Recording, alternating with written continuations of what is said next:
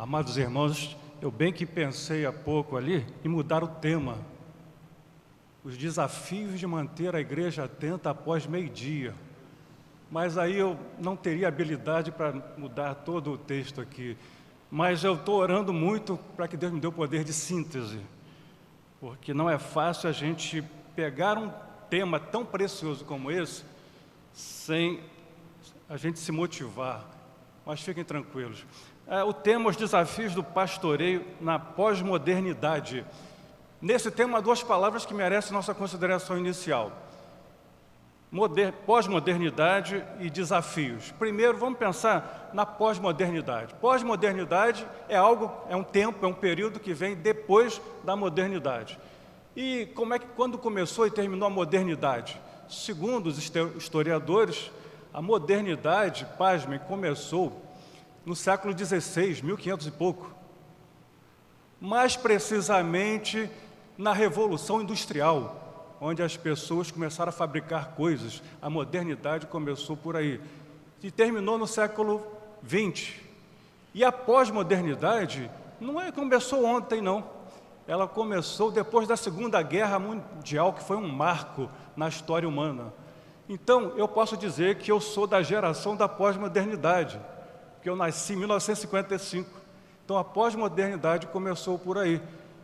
E há autores que já estão dizendo que nós não estamos na pós-modernidade, nós estamos vivendo na hipermodernidade, onde se enfatiza alguns elementos da modernidade, da pós-modernidade, né?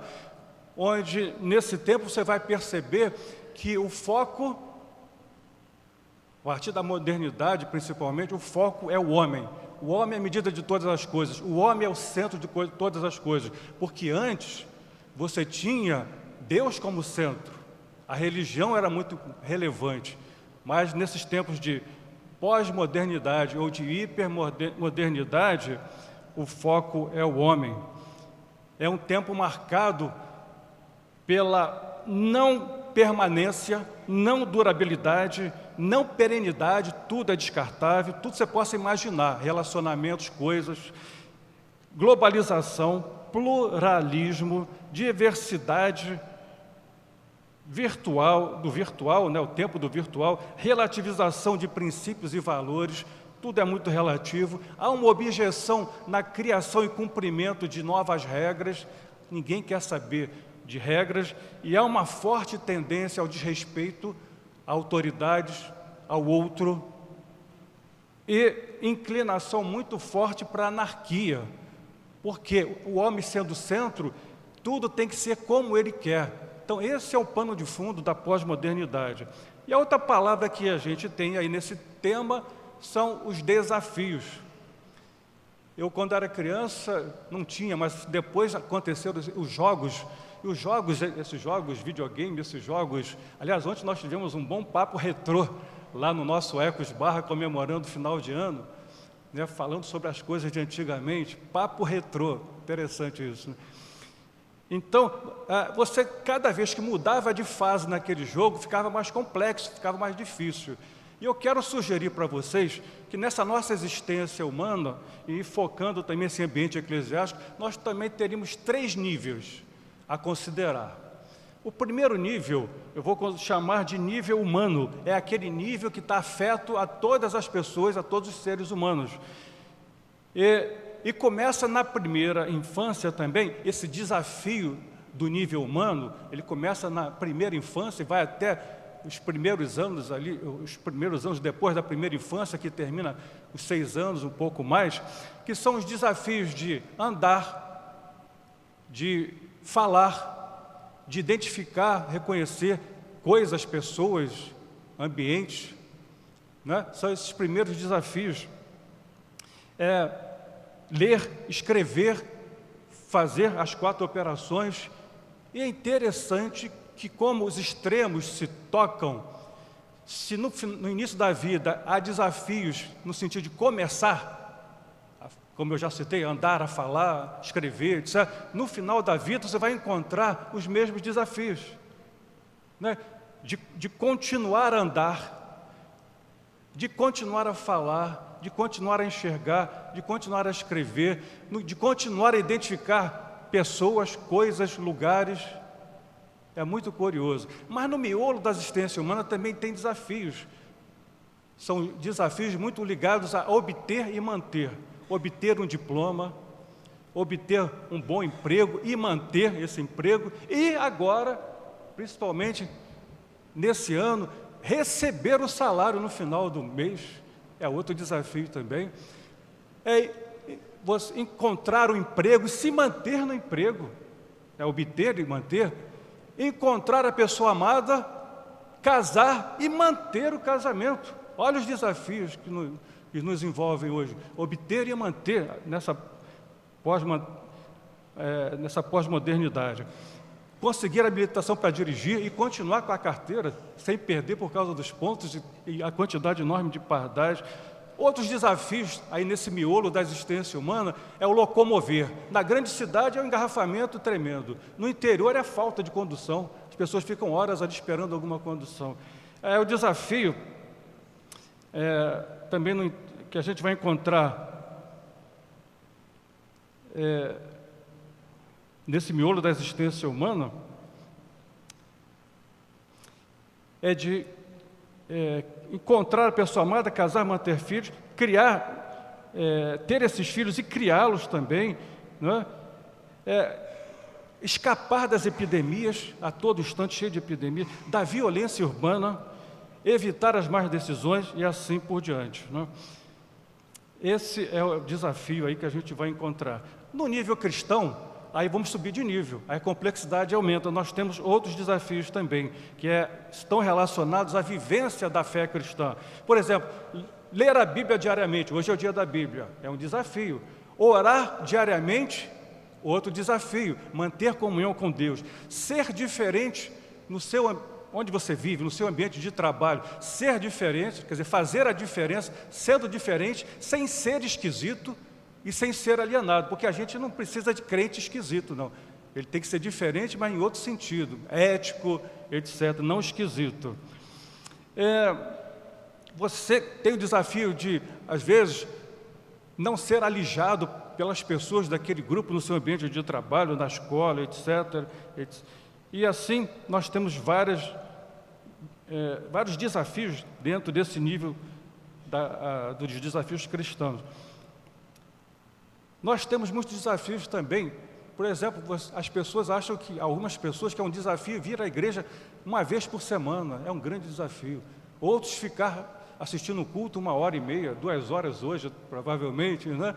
Entregar o dízimo, são desafios. Mas quando a gente olha para tempos passados, a gente vai ver que os desafios eram outros, eram de manter a vida e manter o testemunho de Cristo. Lá você vai encontrar em Hebreus 11, 35 a 38, você conhece o texto, alguns foram torturados, não aceitando seu resgate, né, cortados pelo meio, né, mortos ao fio da espada, etc, etc. Esse é o nível 2 dos desafios cristãos. E aí, como se fosse pouco, né, você já tem o primeiro desafio de ser gente, o segundo desafio acima de ser um cristão num ambiente tão avesso, na contracultura, andar contra a contracultura. E agora nós temos o terceiro desafio, eu quero sugerir que seja o terceiro desafio, é o desafio do nível pastoral. Porque além de ser crente e enfrentar todos esses desafios, eles têm, os pastores, os líderes da igreja, têm outros desafios também.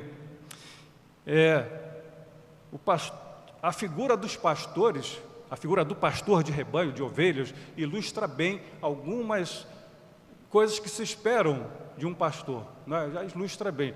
Mas nós vamos trabalhar aqui alguns desafios de ser pastor, os desafios do pastoreio na modernidade. E eu vou usar a palavra pastor, P-A-S-T-O-R, para deixar com vocês na P-A-S-T-O-R. São 6, rapidamente, fiquem tranquilos, alguns desafios. E baseado no texto que a gente leu, é o desafio de ser o padrão. de ser o modelo, de ser a referência. E o texto que a gente lê, a gente vai começar então pelo primeiro desafio, o P, é o desafio da palavra. Torna-te padrão dos fiéis na palavra, no procedimento. Aqui, segundo os comentaristas, a palavra não seria nem a Bíblia, nem a pregação bíblica, mas seria a própria palavra da pessoa, a conduta pessoal, aquilo que ela se compromete, aquilo que ela fala no seu dia a dia. Há um texto que eu gosto que expressa claramente qual é esse desafio. Suas palavras devem ter compromisso com a verdade, com a honradez, ao mesmo tempo que temperadas com graça, bondade e amor. Precisam ser edificantes, sábias, equilibradas, sem maledicência, quer em público, quer em particular. A palavra do pastor precisa atender a esses requisitos todos. E no procedimento, está implícito aqui também, não é? O procedimento do pastor, do líder, deve refletir o seu caráter íntegro, irrepreensível e espiritual. E na comunidade pós-moderna, nesse ambiente social eclesiástico, estou me referindo a um ambiente eclesiástico como um todo, cada vez se torna mais difícil você encontrar líderes e pessoas que preencham esse requisito de serem pessoas de palavra, de caráter. Mas, por extensão, e usando também os versículos 13 e 14, o apóstolo recomenda a Timóteo, seu filho da fé, um líder também, e diz no verso 13 e 14, até a minha chegada, aplica-te à leitura, à exortação e ao ensino. Não te faças negligente para com o dom que há em ti, o qual te foi concedido mediante profecia, com a imposição de mãos pelo presbitério. Então, a palavra pregada também é um desafio para o pastor. No nosso editorial, nosso presbítero Luiz Monteiro fala claramente da importância da voz do pastor. E Jesus falou o seguinte, lá em João 10:4, e elas o seguem porque lhes reconhecem a voz. A voz do pastor, principalmente quando ele anuncia a palavra de Deus, ensina a palavra de Deus, é importante para a condução do rebanho de Deus. Qual é o desafio grande que eu encontro aqui em relação à voz do pastor? É que essa voz, na pós-modernidade, ela está concorrendo com múltiplas outras vozes. Vocês já perceberam? Antigamente você tinha rádio, televisão, hoje você recebe mensagens a todo instante, em todos os meios de comunicação, é o Zap, é Facebook, etc., as redes sociais, e lá você vai encontrar palavras, você vai na internet, você vai encontrar vídeos, palestras, pregações. Então a palavra do pastor é quase que mais uma no universo de tantas outras palavras que você está ouvindo. Se essas palavras, quer seja um devocional diário que você receba lá do amigo que te mandou, lá no grupo, né, o devocional diário, cada um manda um, você tem 50 para ler por dia, quer seja de outra forma, se elas forem construtivas e consistentes com a palavra de Deus, amém, só está agregando aquilo que o pastor está falando. Mas se forem palavras não tão sintonizadas com a palavra de Deus, desconstroem muitas vezes o pouco que o pastor tem para colocar aqui para os seu rebanho. É o desafio do pastor, dos líderes, serem ouvidos na sua comunidade, na sua igreja. Esse é o desafio da palavra, e a palavra do dia a dia e a palavra de Deus também transmitida. O segundo desafio é o desafio do amor. Torna-te padrão dos fiéis no amor. A gente conhece muito bem aquele texto, aquela frase que diz, quem ama, cuida. A maior expressão do amor não é um sentimento, mas é a ação dele. Deus amou o mundo, que deu o seu Filho. É fazer alguma coisa e é cuidar. Marcos 10:45, Jesus diz, pois o próprio Filho do Homem não veio para ser servido, mas para servir e dar a sua vida em resgate de muitos. O líder, o pastor, tem que estar preparado para até amar a ponto de dar a sua vida em resgate de muitos. Aí, quando a gente fala em amar, demonstrar amor e cuidar do rebanho, que é importantíssimo, Porque o pastor não pode ser aquela figura que vem ao púlpito, dá uma mensagem, aí depois ele se esconde a semana inteira do rebanho e no domingo seguinte vem dar outra mensagem. Não, ele tem que fazer como o pastor de ovelhas, tem que caminhar junto, tem que levar para pastos verdejantes, né? Águas de descanso, e tem que curar as feridas, tem que tratar e tem que ajudar o tempo todo. Aí eu pensei o seguinte, como é esse rebanho, ou como esse rebanho está inserido numa sociedade pós-moderna, não? E quais são as demandas de cuidado que eu tenho em torno desse rebanho?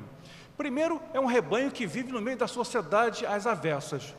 É como diz Isaías 5:20, que chama o bem de mal e ao mal de bem. É tudo contrário, muitas coisas são contrárias à palavra de Deus. Então, é um rebanho que vive num contexto como esse e precisa ser blindado de muita coisa. O que mais? É um tempo em que muitos colocaram Deus, a igreja e a fé como coisas como pessoas ou coisas não prioritárias. Não é o foco. E aí começa o problema. Quando você deixa de lado Deus, a igreja e a fé, você se torna vítima das circunstâncias que nos cercam. As famílias nessa pós-modernidade passaram por transformações tremendas, né? Pais e mães começaram a sair de casa para trabalhar, né? E deixam os seus filhos pequenos em casa, muitas vezes, ou numa creche, e passa a ter pouco convívio com esses filhos. E, em muitos casos, o glamour pela carreira profissional faz com que não haja nenhuma prioridade para a família mesmo. A prioridade é o trabalho. Outra situação que nós encontramos. Outra coisa é o seguinte, da década de, vamos dizer assim, de 70, 80, o movimento de homens e mulheres trabalhando no mercado de trabalho, você tinha muitos homens, mas cresceu muito o número de mulheres trabalhando também fora do mercado de trabalho, e até por uma necessidade mesmo. O que aconteceu aí? O convívio diário ali de homens e mulheres no ambiente de trabalho aumentou tremendamente. E com esses pressupostos aí que eu já falei de não priorizar Deus, a igreja, a fé, o que aconteceu? Aconteceu no ambiente de trabalho, isso não sou eu que estou dizendo, revistas, Veja, na época, por exemplo, de 1980, publicavam matéria nesse sentido, muitos casos de relacionamentos extraconjugais, adultérios, lares desconstruídos, famílias desconstruídas. É uma marca da pós-modernidade também. Em termos de família ainda, a educação de crianças.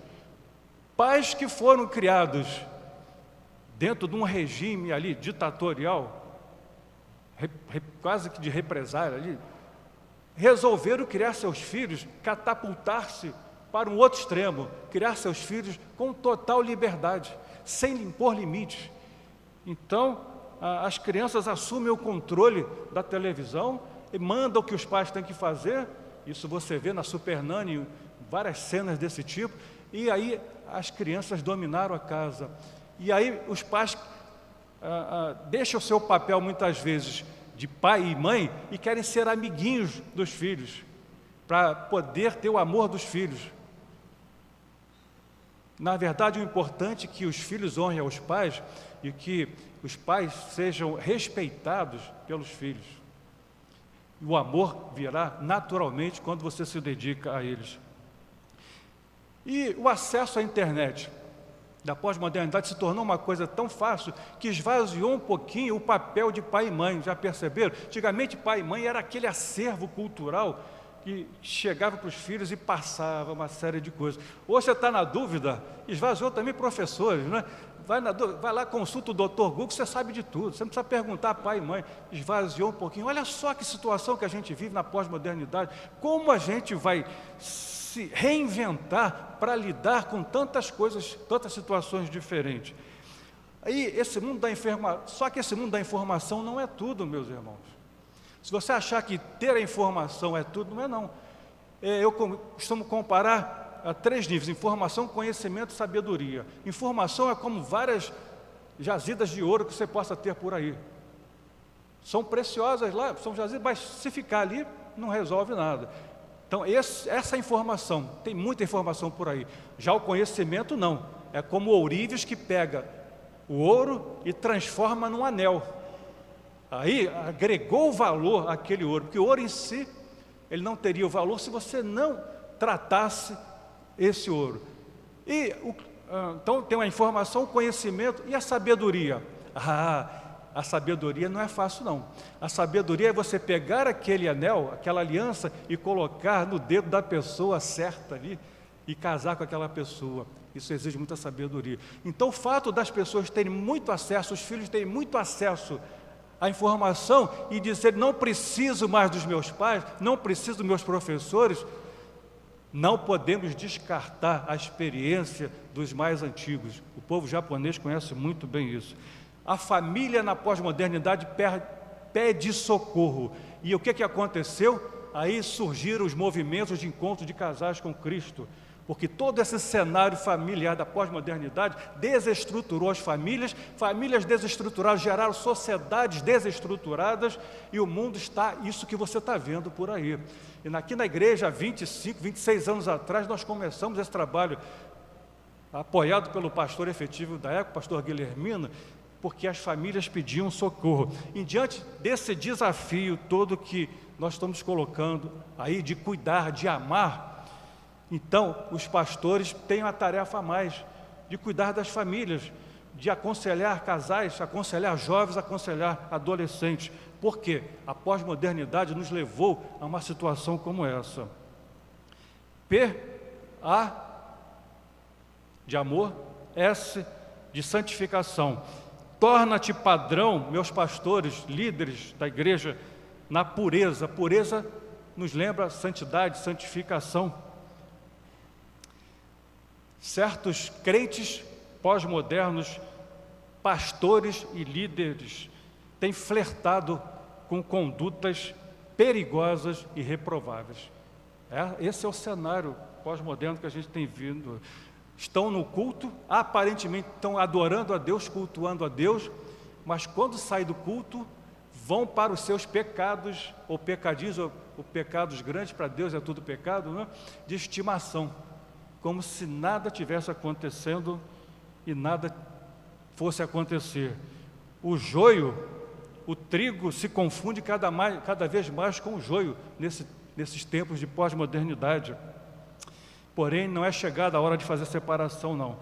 O desafio dos pastores é levantar o caído, mas manter a paz, a pureza, a unidade, a UPP, né? Unidade, a paz e a pureza da igreja. E como o nosso reverendo Guilhermino sempre falou, uma igreja com excesso de disciplina mata, porém, uma igreja sem disciplina morre. Olha o desafio dos pastores, da liderança, manter a santidade, a pureza da igreja de forma equilibrada, de forma a preservar a própria igreja. Eu fico muito preocupado, meus irmãos, da combinação de dois elementos, que é a baixa moralidade e democracia. Se você vive a baixa moralidade, você vai eleger gente que zela pelos bons valores, por aquilo que agrada a Deus. Não vai, nem lá fora, nem dentro da igreja.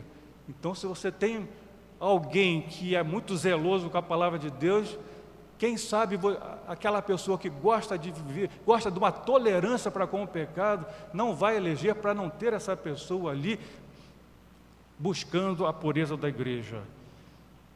PAST, os desafios da teologia. Torna-te padrão dos fiéis na fé. Tem cuidado de ti mesmo e da doutrina, verso 16. Fé, doutrina, nos lembra teologia. Teologia no grego, theos, mais logos, palavra que revela, ou também logia, que é o estudo. Então a teologia é o estudo de Deus, vamos dizer assim, dos atributos de Deus, da essência de Deus, daquilo que Deus fez. Nós somos muito limitados, mas precisamos conhecer um pouquinho de Deus e principalmente conhecer aquilo que Ele espera de cada um de nós, não é verdade, meus irmãos? Para poder honrá-lo, agradá-lo, cultuá-lo e servi-lo de forma como ele deve, como ele merece. Na teologia tem várias divisões conforme o foco que você quiser dar.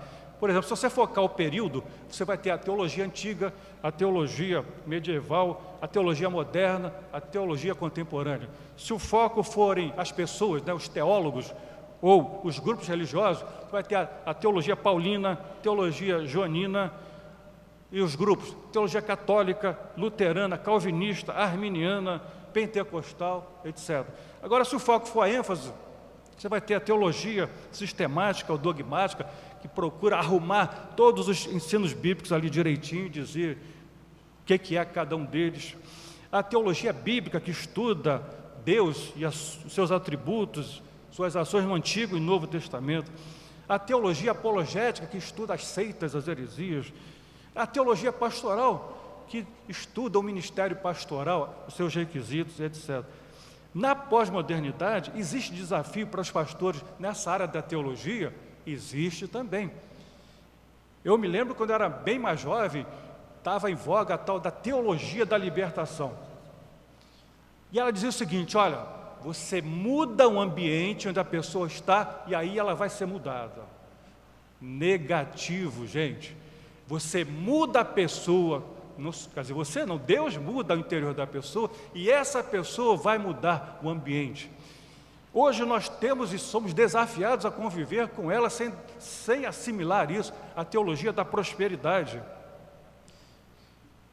Há muito engodo, muita traição da palavra de Deus envolvendo a teologia da prosperidade, usando o Antigo Testamento, que fala muito sobre prosperidade para o povo que obedecia a Deus, quando no Novo Testamento Jesus diz: no mundo tereis aflições, eu venci o mundo e vós vencereis. O que nos espera é muito sofrimento e perseguição, não é? Eu aceitei a Jesus Cristo no meu coração, sou crente, agora não vai faltar emprego, não vai faltar dinheiro, não vai faltar nada, não vai faltar saúde.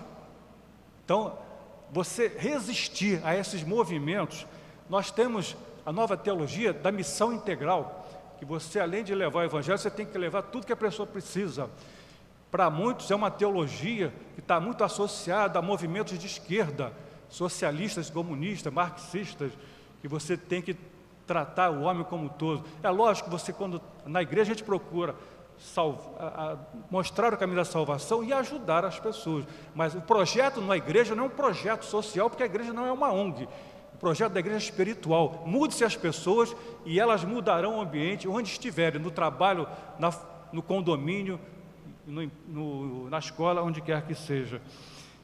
A teologia liberal, que para muitos é uma outra religião, nem vou falar. A teologia feminista, muito forte. A teologia homossexual.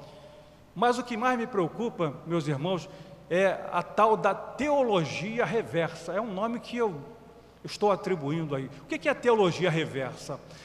Você chega assim, você é um líder de igreja, o que eu quero? Não, eu quero que o aborto seja legal. Aí você vai na Bíblia e faz uma confusão lá, pega textos fora do contexto para tentar mostrar que o aborto é legal. Eu estou sendo ridículo aqui, mas existem muitos outros assuntos onde é feito isso. Você parte de um pressuposto daquilo que você quer implantar ali, e aí você vai buscar na Bíblia, quando você deveria fazer o contrário. Você vai na Bíblia, vê o que ela diz e cumpre e obedece o que ela está te dizendo hoje. Hoje é o dia da Bíblia, eu quero colocar também alguns desafios que envolvem as traduções da Bíblia. É uma bênção contar com as instituições que imprimem a Bíblia, traduzem a Bíblia mundo afora, quer dizer, Brasil e mundo afora. Sociedade Bíblica, imprensas bíblicas, etc. É uma bênção contar.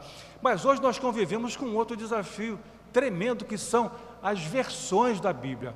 Nós temos desde a versão, traduções que se baseiam na equivalência formal. Você pega a palavra no original, grego, aramaico, parte só em aramaico, ou grego, aí você traduz a palavra e forma o texto. É a tradução na equivalência formal. Mas tem agora, mais recentemente, que usa a equivalência funcional ou dinâmica. Você vai lá no texto, no original, aí você interpreta aquele texto, então você interpreta, e olha que aquele texto pode ter muitas interpretações. Qual vai ser a de Deus? Aí você, depois de interpretar, aí você traduz para ficar numa linguagem acessível. É o que a gente chama nas Bíblias na linguagem de hoje. Muitas têm coerência com o original, mas não sei se tem totalmente.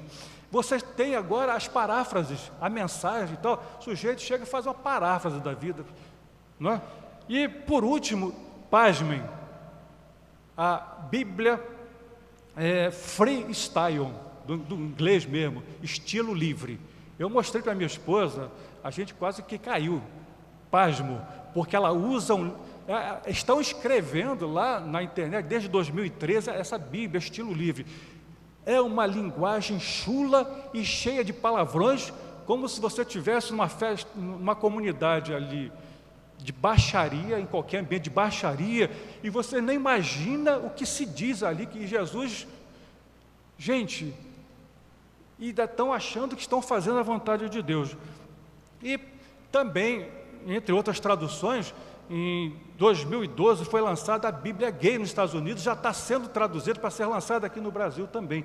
Existem mais ou menos 8 versículos que condenam a homossexualidade, e aí eles foram reeditados para se adequar, e se chama de a Bíblia inclusiva. Então, gente, é Bíblia para todo gosto.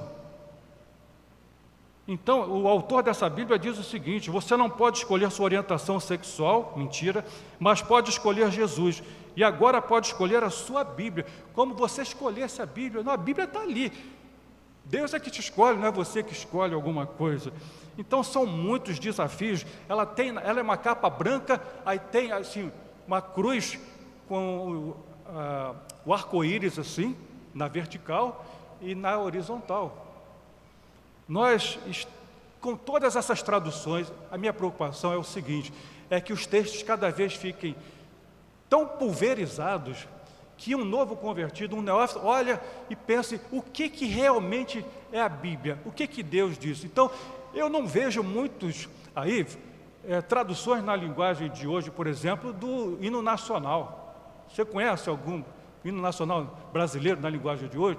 Mas a Bíblia, até certo ponto, é importante, sim, você atualizar. Inclusive, eu mesmo já mandei, até sugerir, há palavras na nossa versão, que é usada aqui na Bíblia, que não estão mais sendo usadas, já saíram. É só pegar e atualizar essas palavras. Então, é o desafio aí da teologia. O desafio, é o desafio da organização eclesiástica. Os pastores, eles não conseguem realizar a obra sozinhos. Eles precisam sempre tirar da retórica aquela ideia do sacerdócio universal dos crentes e fazer que aquilo seja uma realidade no dia a dia da igreja. Como? Nas estruturas organizacionais da igreja, que tem que prever, possibilitar que todos os membros da igreja que estiverem querendo trabalhar, possam trabalhar. Então, é o desafio da organização eclesiástica da igreja. Há vários desafios que estão inseridos aqui, por exemplo, transformar o crente cliente no crente servo. O consumismo lá de fora tem influenciado a tal ponto o crente, que ele chega na igreja que ele se acha cliente. Então, eu já paguei. Como é que ele pagou? Deu o dízimo, então pagou. Então, tem que ser como eu quero, o culto tem que ser do meu jeito. É cliente, ele tem que ter voz ativa, porque ele é o cliente sempre tem razão. Mas o que nós somos chamados a ser é o cliente servo. Colocar o avental e escrito assim, posso ajudar? Onde é que tem serviço? Então, vários desafios estão inseridos nessa organização eclesiástica, ela deve privilegiar o engajamento de todos os crentes nesse ministério. E, por fim, eu quero colocar o PASTOR, o R da reverência, é o desafio da referência que está em Hebreus 12, 28. Por isso, recebendo nós um reino inabalável, retenhamos a graça pela qual servamos a Deus de modo agradável, com reverência e santo temor. Reverência no trato das coisas sagradas. Eu quero fechar exatamente enfatizando isso. É a reverência no preparo para ser usado na obra do Senhor. Eu assisti um casamento, não tem nada a ver com a nossa denominação, e o pastor se dirigia à igreja durante a mensagem e dizia assim: bom, enquanto eu preparava essa mensagem, eu estava vendo um jogo do meu time de coração. Aí eu fiquei assim: será que é possível ouvir o locutor num time do coração julgando e você preparando a mensagem para um casamento? Eu não sei, acho meio difícil. É o temor, é preciso ter temor. Se você quer falar, você tem que ouvir. Então você tem que ter ouvidos atentos ao que Deus quer dizer para aquele momento onde você vai ser usado. E também a reverência na liturgia do culto. Você sabe que pastor não é animador de auditório. Pastor não é animador de auditório. E o culto não é espetáculo para entretenimento. Tá certo? Todos sabemos disso aí. Então, o que se espera é que o culto seja um culto a Deus mesmo, né? E eu queria dizer que esse culto a Deus reverente, olha só, nem tudo que é antigo e solene é mais espiritual, não necessariamente. Nem tudo que é moderno também é aproveitável. A gente lida com essas duas situações aí. Nem tudo que é antigo e solene é mais espiritual e bíblico. Às vezes é só uma tradição. Nem tudo que é moderno é melhor. A gente acha que tudo que é moderno é melhor. Nem tudo que é moderno é melhor e mais aproveitável. Exemplo disso foi quando Davi conduziu a arca.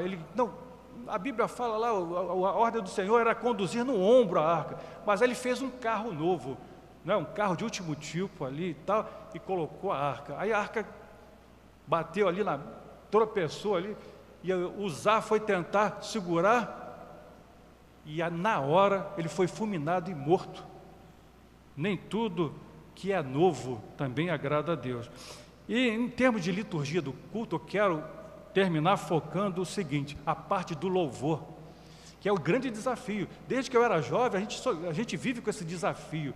O que é o verdadeiro louvor a Deus, principalmente da música sacra? Os hinos e cânticos são formados por duas coisas: por letra e música. A letra, ela precisa ser coerente com o ensino da palavra. A letra não pode estar dizendo alguma coisa que conflita com a palavra de Deus.